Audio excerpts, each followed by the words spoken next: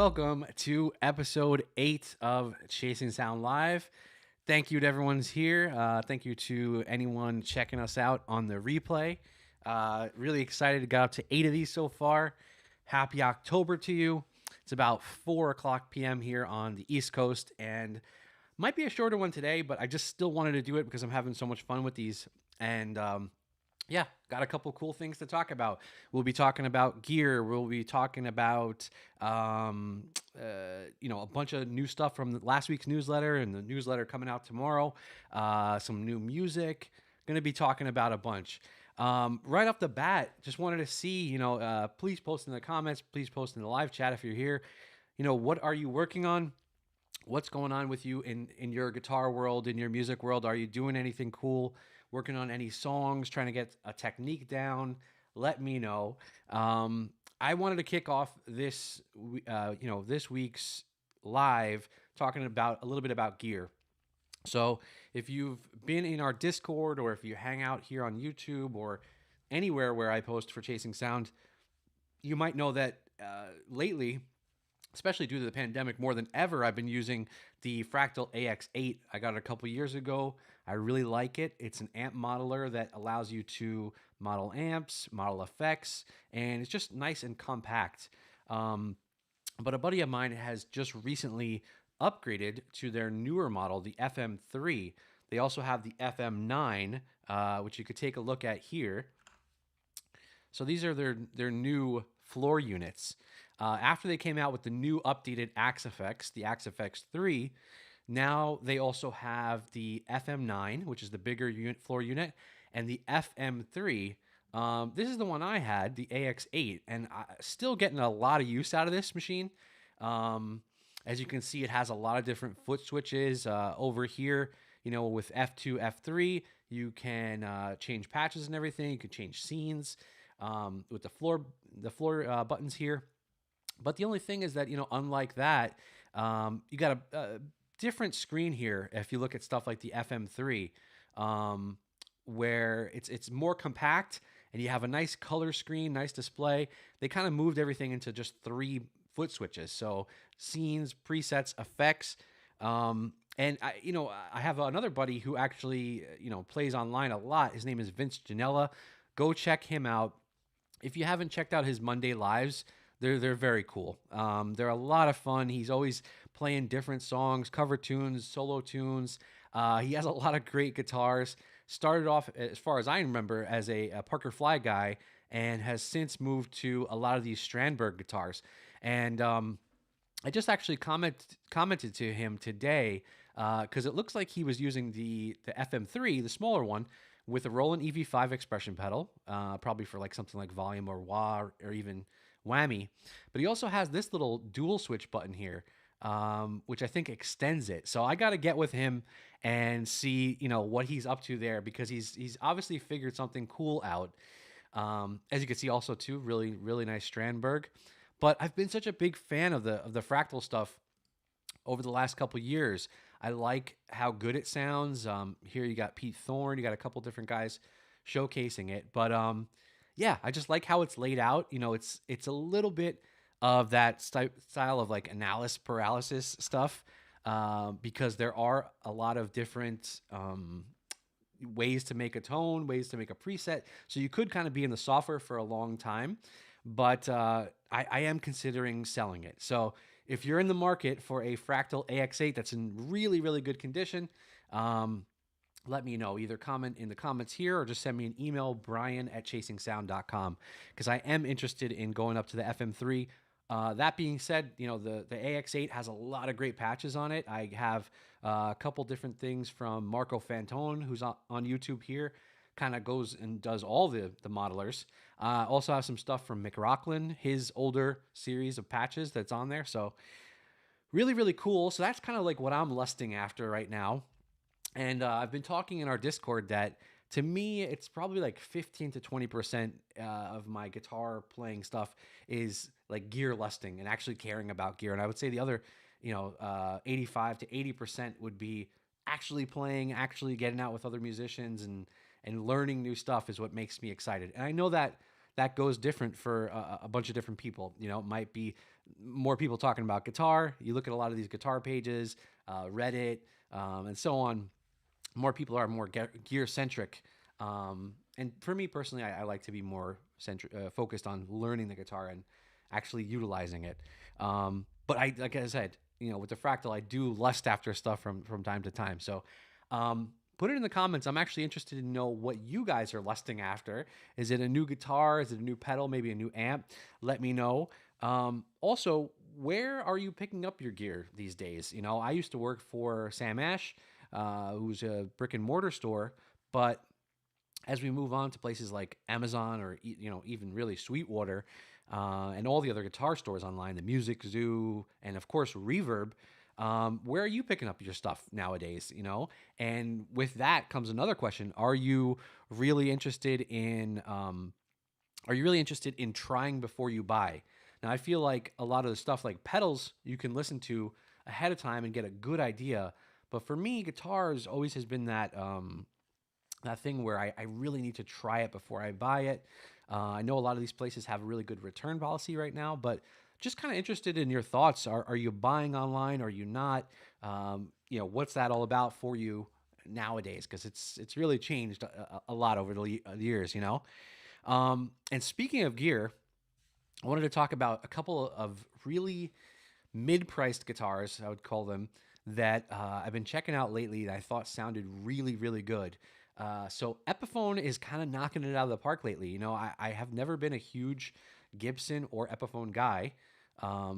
Just never had. I've always been more of like a Fender guy, but I'm really taking a long, hard look at some of these new guitars. Been hearing a lot of great stuff about the Epiphone ES335s, and they're considerably cheaper. I mean, like a quarter of what a regular 335 would cost. But two guitars I've been checking out lately are these guitars from this the new Slash selection, which are $949 to about $999. Got a couple acoustics here, but even this Les Paul Standard here in Appetite for Destruction Burst, is $949 and is beautiful. But the other one, the one I really have my eye on, and it looks, I mean, I guess maybe because it looks pretty similar, right? Is this Joe Bonamassa Lazarus 1959 Les Paul, which is just $899. So you got like guys like Slash, you got guys like Joe Bonamassa, Jared James Nichols, who came out with the Old Glory and then the Gold Glory version of his Les Paul. Really nice guitar, and there's a lot of videos of people just demoing this, including Joe himself. Go check them out right now and see what you think.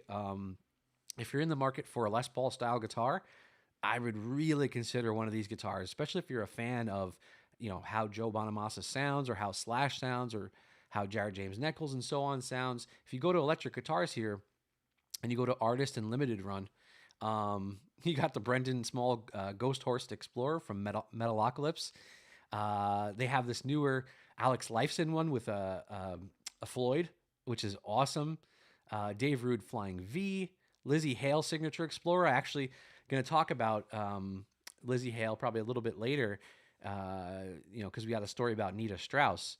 But yeah, really cool Explorers and all sorts of cool guitars, all in that $799 to $899 range. So, you know, I really hope that Gibson is coming back to their senses, man, because, you know, you got stuff like Fender's Player Plus series that they're doing, and they're doing really good with that.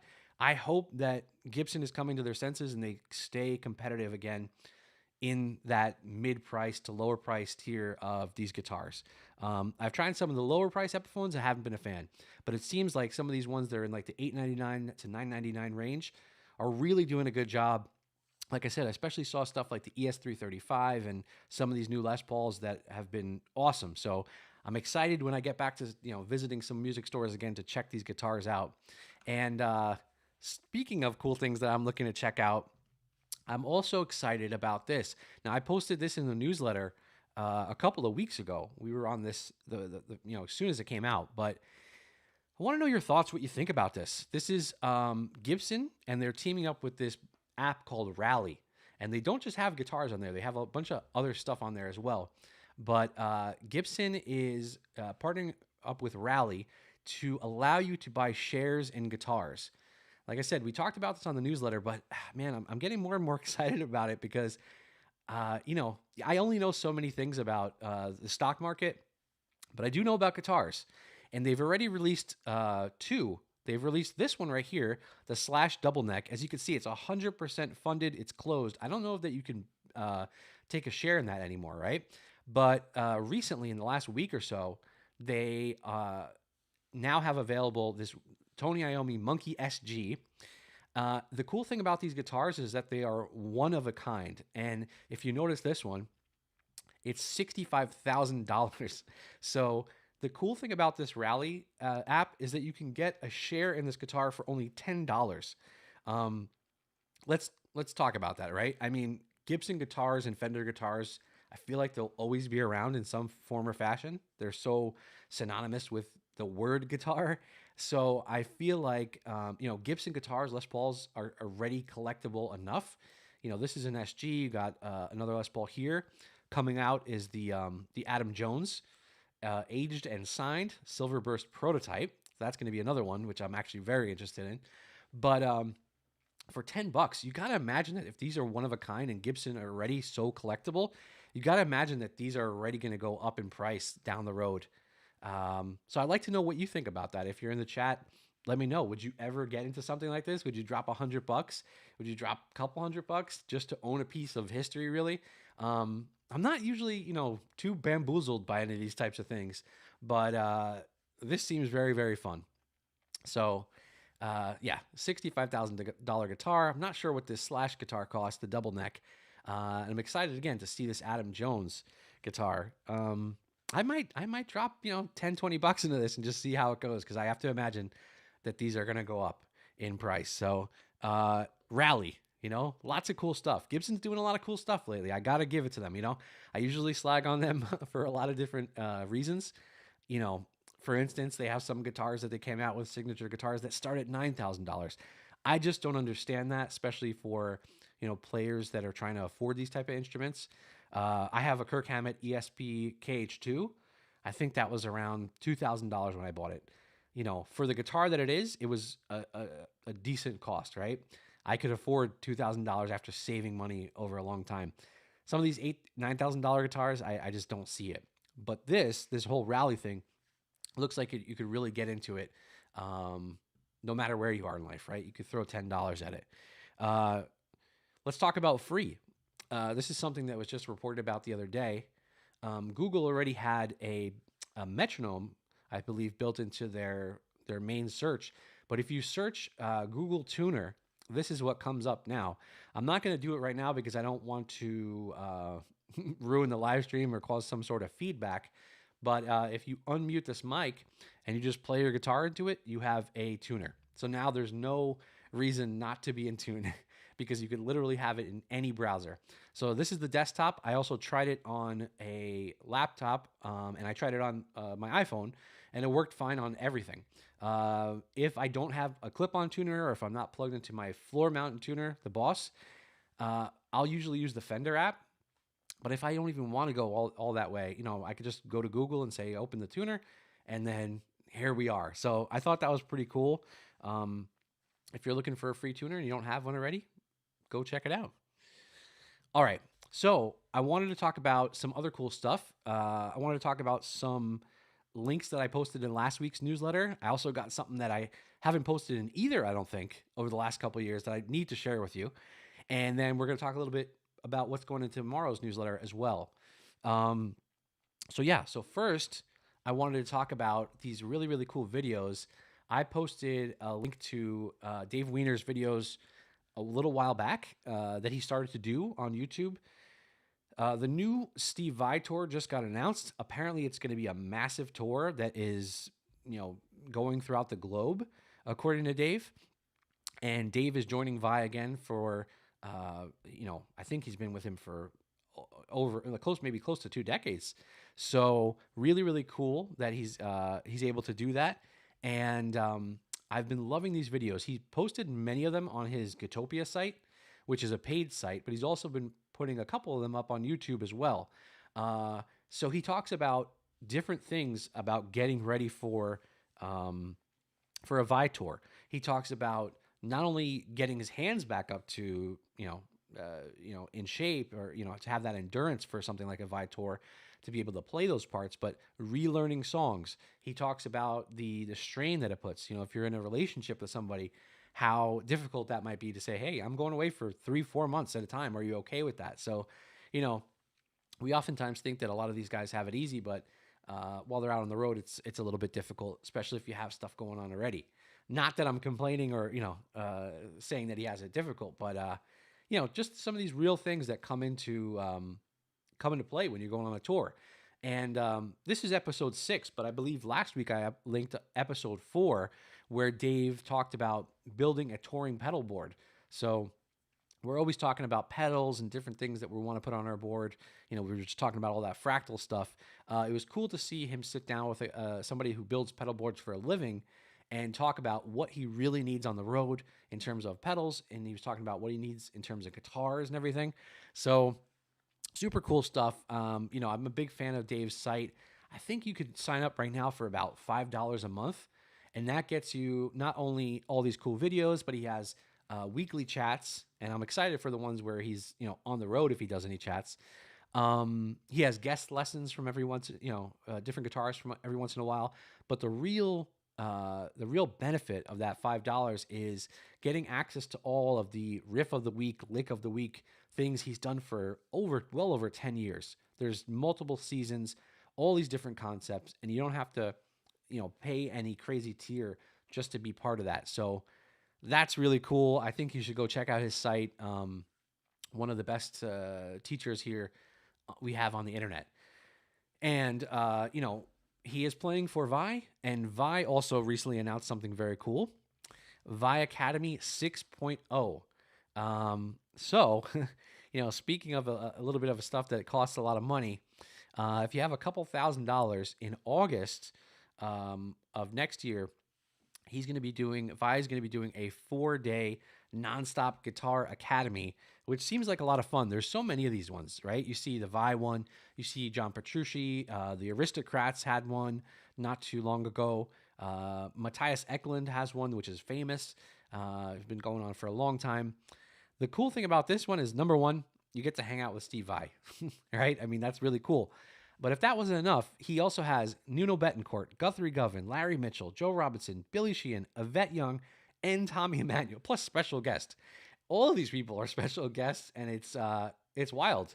Really, really cool. I wish I had the money to do this. You got a lot of people like, here's Devin Townsend, Andy Timmons, all sorts of guys from last couple of years. But yeah, look at this all-star lineup of people that he's going to have there.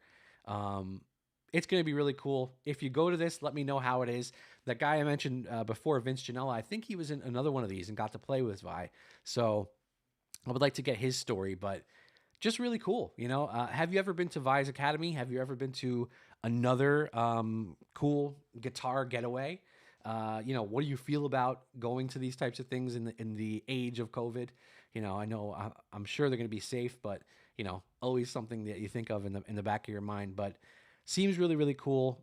My favorite guitar player is Guthrie Govan, so I really wanted to go to the Aristocrats one. It's cool that he's going to be here at the Vi one. I can't imagine Guthrie and Vi in the same place. Not to mention Tommy Emmanuel, killer acoustic guitar player. I mean, Chet Atkins told him that he was a CGP, certified guitar player. So Tommy Emmanuel is huge. Nuno Betancourt, Yvette Young, very up and coming, has her own signature from Ibanez now.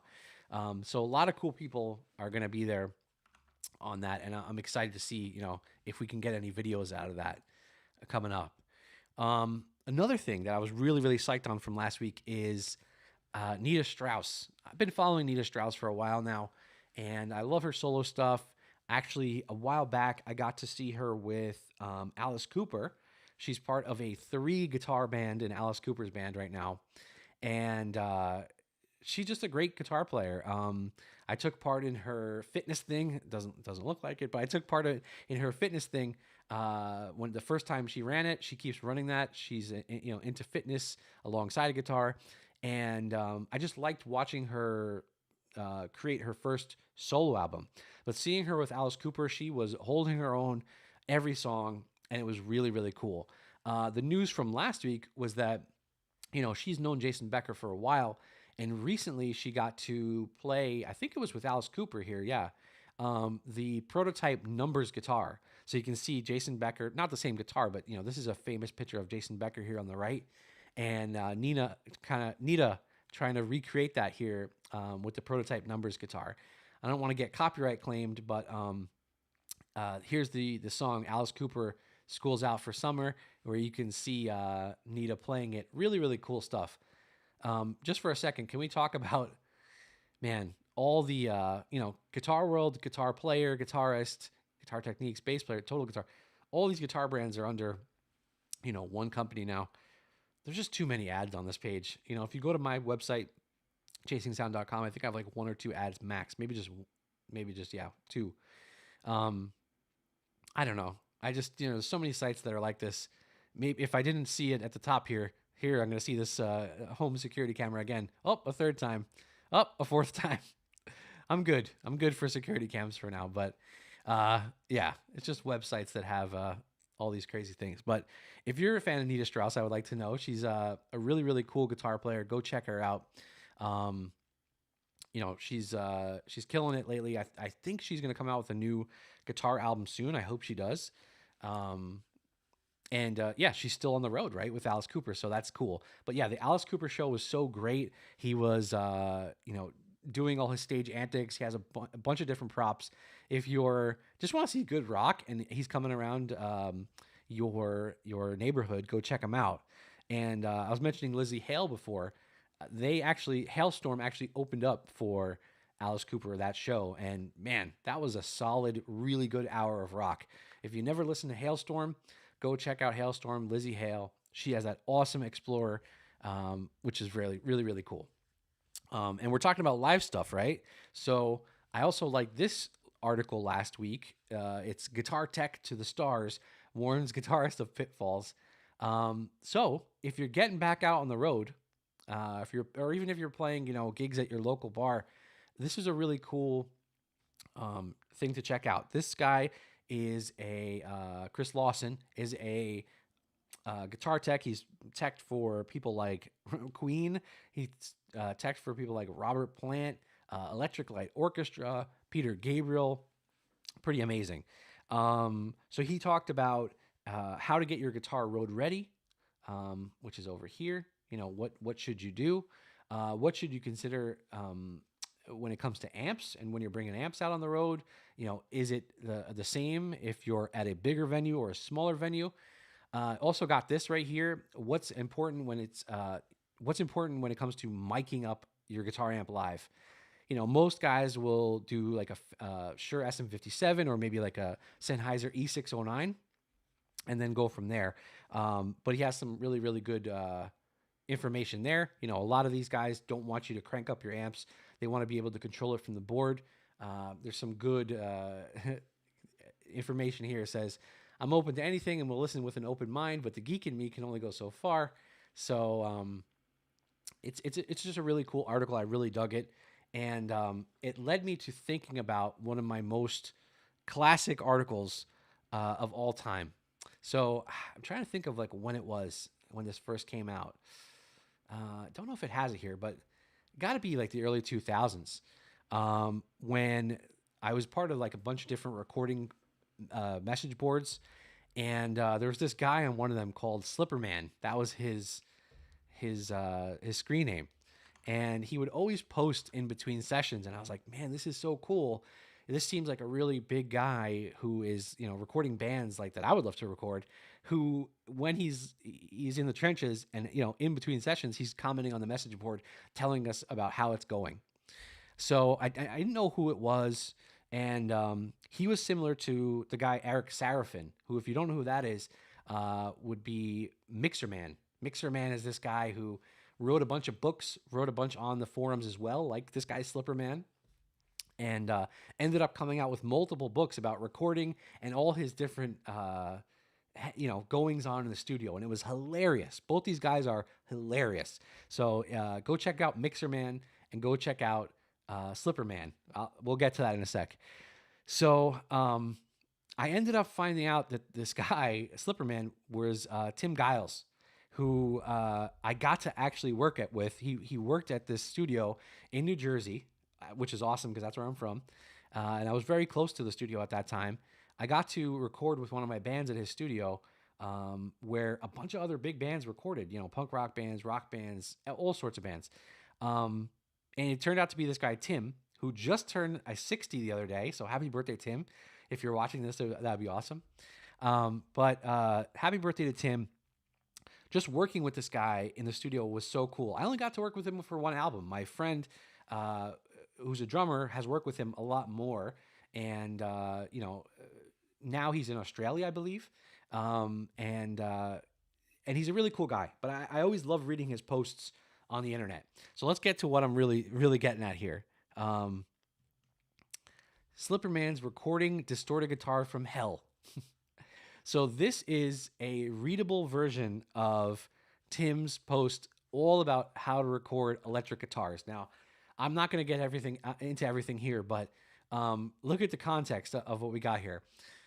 Mic placement, EQ approaches. The sound does not come from the player. Finding the best speaker. Speaker excursion. I mean, all right, this maybe they sound boring to you, but no, it's not. I mean, the stuff that he talks about here, heavy guitars, the big picture, and then he talks all about technical stuff and mixing, goals of an audio engineer, what type of stuff that you'd want to talk about. So here is the thread itself, and as you can see, this was captured by archive.org, and it's just like a big journal. If you have a weekend to read this, and you are a guitar player or you're an audio engineer that records guitars, you owe it to yourself to check this out. It's friggin' phenomenal. Tim is a hilarious guy, and I learned a lot. I learned a lot when I was doing my own home recordings. Right? Um, find the best speaker. If you're recording, electric guitar, maybe you are using a Marshall 1960. You got four speakers. Not all of them sound the same. um, you got to use your ears.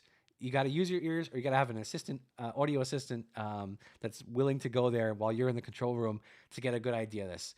I can't even tell you all the stuff. There's too much stuff here. I haven't even read it in a long time. But look, this is all the stuff. This is all the stuff about EQ, and how it relates to guitar, schools of thought, what you should capture. I mean, it's some of the best reading I've ever read, and it's just some of the best stuff out there for the recording guitarist or any audio engineer. You have to check it out if you've never read it. Slipperman's Recording Distorted Guitars from Hell. And go check out his studio. It was, let me see if I have any pictures of it. But we got to record an album with him, one of my punk rock bands. Not sure if I can find it here, but let's see if I can. You wouldn't even know where it was if you weren't looking. But here's the studio. It was at 512. I was in Jersey City. Here's the Big Blue Meanie. Here's the doors into it, and it was just a wonderful place. Really, really cool. Here was their AMEC console. Awesome. You see, you got the lexicon here. There was so much outboard gear there. It was crazy. Bunch of different artists who recorded there. It was fantastic. I don't want to waste too much time on it, but trust me, go check out that guitar recording article. It's amazing. All right, moving on. Tomorrow, we got another version of another issue of Six String Sunday coming out. I got a lot of cool things I'm going to talk about. One of the things that I wanted to talk about is somehow, some way, it's been 1 year since Eddie Van Halen has passed. I can't even believe that. It seems like time is not real, or time is moving at a weird pace at this point. But I like this article from Guitar World because it collects a bunch of different questions and answers from Eddie over the years. So, you have this one from 1981 about being a natural, about college in 1982, about how he recorded Jump, there's all sorts of stuff. But I'm posting this in the newsletter tomorrow, and as you can imagine, if you go to Guitar World's page, well, maybe not today, but the other day they had quite a few articles about Eddie Van Halen, and you could find them all over the internet. But yeah, just pretty crazy. Go check this out if you want to get some inspiration. I think the top one here is the craziest, right? You think of Eddie Van Halen as a guitar god, and he goes, "I locked myself in a room, played guitar, wrote songs, and I hope to God I got somewhere." I guess that's all of us, right? I mean, not that we're on the level of Eddie Van Halen, but that we're trying to play guitar, we're trying to have fun, and then we hope, someone cares about our music. Um, and there's only one way to get there, right? There's only one way to get to where you want to go, and that is practice, which is what we're talking about next. This is another thing I have in the newsletter for tomorrow. David Walliman, I link to him a lot, and this is what to practice on the guitar to get better if you only have 5 minutes. He talks about he has some sort of acronym about what you should practice. I mean, there's so many different practice styles you could do right now. I think the biggest thing is that as long as you're hitting on different stuff every day, maybe you don't work on songwriting on Mondays, but you do definitely work on it on Tuesdays. Technique is on Monday, and ear training is on Monday, and all sorts of things. Well, I think 5 minutes is good, and it's better than doing just a little bit on a Saturday or Sunday. I think doing work every day, those 5 minutes should be spread out throughout the rest of the day. You definitely have half an hour. You definitely might have an hour throughout the day. Play guitar on lunch if you're working and you're working from home, especially. Play guitar on lunch. Try to work on technique for 10 minutes. And at night, I've been watching a lot of Netflix lately, a lot of Apple TV. Those are like hour-long episodes. I mean, I got to give it to Ted Lasso. Amazing second season, amazing first season. So that's good TV. But it's definitely worth to kind of maybe take a day off from some of that stuff and work on guitar instead. So yeah, go check out this David Walliman video. It's really, really cool. Right here, here's that acronym, ETTM. Ear training, technique, theory, musicality. You want to be able to put, the stuff into practice as soon as you learn it. So if you learn an interval through ear training, or if you learn a different technique, or if you learn both, try to get it over on top of a jam track as soon as you can. So that's David Walliman. We also have this cool video from Rhett Shull. He is talking about his favorite guitar, the Novo Ceres J, and how it changed his life forever. This is one of the coolest videos I've seen this week. The title is a little clickbaity, right? And I feel like a lot of guitar channels, I'll be the first to admit it, I've done it every once in a while, are clickbaity from every once in a while, but it's really cool. I'm not going to say anything further about this video other than go check it out. And we were talking so much about gear at the beginning of the top of the show. Do you have anything like this in your life? A guitar that you really want bad, or that might change your life for the better, that you're looking out for. If you do, let me know. This is definitely, again, one of my favorite videos of the entire week. And there's also one with Mary Spender, which I think is titled How to Start. So go check that one out too, where she just talks about, what's the best way to get started. And it's just to have some sort of consistency with guitar. So if you want to start getting followers, maybe on social media, or if you want people to start noticing your music, I think the number one thing is consistency. And that's what I've been trying to do here with this channel and with the newsletter and so on. So those are two really good advice videos. Go check out Rhett Shull's This Guitar Changed My Life and Mary Spender's How to Start. More gear. It's a very gear-centric week, but this is something that's coming to Reverb soon, the Peter Frampton shop. I was checking this out the other day. Peter Frampton is talking about how he has amassed a large amount of gear, as you can see around him, over the years, and some of it needs to go. So he's selling some of it off. And you got stuff like, let's see if we can skip ahead here. Stuff like some really cool Marshall amps, which you see here. Really cool Marshall amps, really cool Fender amps. Some really nice guitars. If we skip ahead here, some really nice guitars. Here's a nice, cool Gibson. We were just speaking about Gibson. A Guild. Let's see. Yep. I think this is a 335. I can't tell 100%, but yeah. Um, Gibsons, Guilds, all sorts of cool stuff. I think my biggest question for everyone here is, have you ever bought anything from these artist shops? I've seen so many over the years, guys from Blink-182, Peter Frampton. There's been a lot. I can't remember all of them, but there's been many of them over the last couple of years, and I always see them. I know the gear in those shops goes really quick, and we're often left with like different things that you might not even want, like recording gear or mics that are, why am I paying this much money for this mic or this piece of recording gear? But yeah, just kind of wanted to know if you guys are ever into these type of shops, and if you've ever bought anything significant from them, because I think they're kind of cool, and it's kind of cool to own a piece of history, kind of like we were talking about with the one of a kind Gibsons. Speaking of cool guitars, we have another one here, which is awesome. I mean, I at first I saw the headline for this guitar, I think on Guitar Player or Guitar World, and I was like, oh man, that seems very lame. But I actually checked it out, and this is the Fender Lexus LC Strat. So take a long look at this. It's a pretty cool looking guitar. And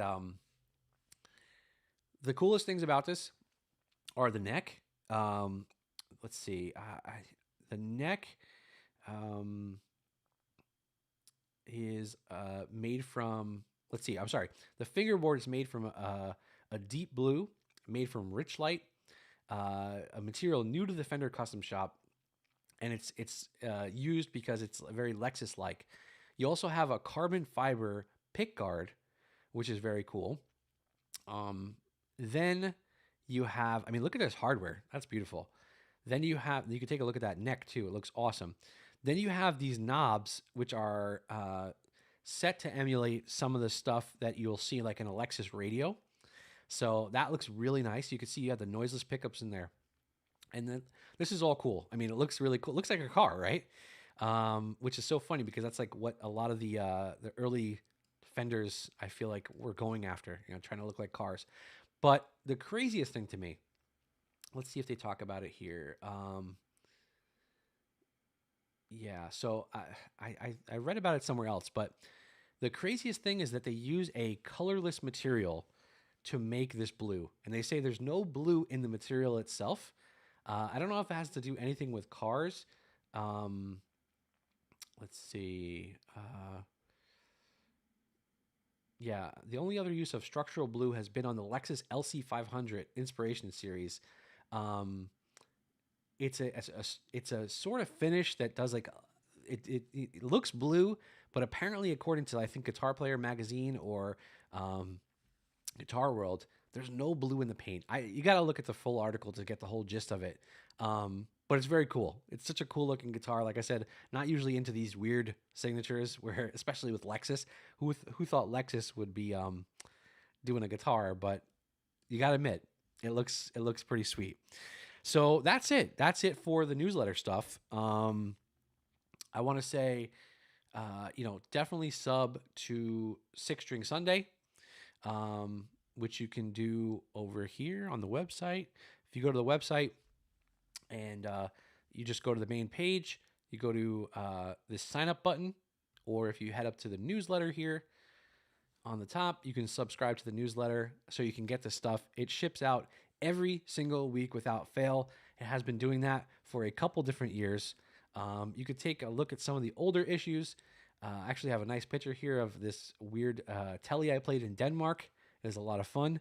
And yeah, I think it's one of the most fun things that I do throughout the week. If you don't want to subscribe to it and you just want to check it out, here's last week's issue where, we were talking about some of the stuff that we were talking about on this show. Petrucci lessons, what to put on your gigging pedal board, a lot of stuff on triads we talked about last week. If you don't want to get an email, you can just go to chasingsound.com. which is right there. Go to chasingsound.com and you can check it out. I would love for you to check it out. Um, and if you'd like to support the channel here or support, what I do on the newsletter, I have a shop as well on Chasing Sound's website. It's called the Chasing Sound merch shop. So if you go here and you just click on this shirt, you can get to it. And here's the merch shop. I have everything. Just so you guys know, I have everything for as low price, I think, as the people will allow me here on Teespring. So I got a couple new shirts. Here's a Learning Guitar is Awesome shirt, which is really, really cool. Has my logo. You also have the Sundays are for 6-string shirt, $24.99. Bigger one, Sundays are for 6-string, which is an all-over print. And then I also made a Sundays are for 7 strings. For you guys that have picked this up already, thank you so much. I really, really, really do appreciate it. I've been doing Chasing Sound for years, have definitely spent more money than money I've made on it, but I love guitar, and I just, it's something I've loved doing for a very, very long time. And I'm going to keep on doing it as long as I can. So if you'd like to support me and pay some of the bills for Chasing Sound, that'd be super cool. All right, so I got only a couple things left, and wanted to talk a little bit about gear again. I want to talk about old gear and what you're into lately. See if you're into, anything old that you're bringing back. Something like a pod. Do you have any old gear that you're into that you're still using? Something like a Line 6 pod, or maybe an old Boss pedal that you're still getting into. Put it down in the comments. Only reason I say that is because I had been getting into this thing lately. It's the Vox Metal, which is an old thing where if you take a look at it, it looks like an old little Vox amp. You plug the whole thing into your guitar, and you're able to turn it on here on the side. You're able to even put something in via the aux, and you're able to control the tone, the volume, and the gain from it, and use headphones. So the cool thing about this, I don't think they make them anymore, but it's a really nice little portable thing if you're going on a trip and you need something to play. You don't want to go through your phone even. Just bring this thing. I think it runs on 2 AAA batteries, and you plug it in your guitar, and you're kind of ready to go. So I've been kind of messing around with that thing again. The pod has been, getting a big resurgence. I have the original pod. I think it was the regular pod. I don't think it was the pod 2.0, but I have the original pod, and it's really cool. It's still good, and I've been enjoying it. And the Pod Go is out now, and a lot of people are talking about that. But yeah, for me, for right now, I've been kind of trying to find these little minimal practice setups, right? And then the next thing I wanted to talk about was going to gigs. So I haven't been to really a gig in a very, very long time. On one of these other earlier live streams, I talked about bands in town. This is one of the ways that I find shows. As you can see, I don't really have any upcoming shows. Not that I've even RSVP'd to, and I should. I got to get back into the app, but this is the app that I use. I don't use it on the web here like this, but I do use it on my phone. And the cool thing is that you can connect your music library to this. So if you use Spotify or if you use Apple Music, you can connect your music library to this, and it shows you all different things, all different shows coming up in your area. And then you could, for instance, this is a Deftones one that's coming up on my birthday next year. I actually signed up to want to go to it. It's in Asbury Park, New Jersey. I actually seen them a long, long time ago in Asbury Park with Incubus, and it was a fantastic show. So I think I would like to go to this. Hopefully we're out of the woods in 2022 with some of this pandemic stuff, and I can go see them. But just wanted to know, like, what shows are you excited to go to? When do you think you're going to get back to shows? We have somebody in our Discord chat, Silencer Hal is his screen name, that has been to a lot of cool shows, and I'm kind of envious because, like I said, I was going to so many shows before the pandemic, and I haven't really in a very long time. So, um, yeah, just want to know if you're going to any shows, when you're going to go to shows, what you're excited to see, and how do you keep track of shows coming up near you. Um, uh, let's see. We have a new channel in our Discord for concert photos and videos. So if you ever join up to the Chasing Sound Discord, it is free. Go check it out. You could add photos from your favorite concerts that you've been to or ones that you're going to, and add it to that channel because I've been living vicariously through people in there and all their show photos. It's really fun to see, especially the video stuff. If you haven't been able to see a band lately, some of those videos are really nice to see live music with.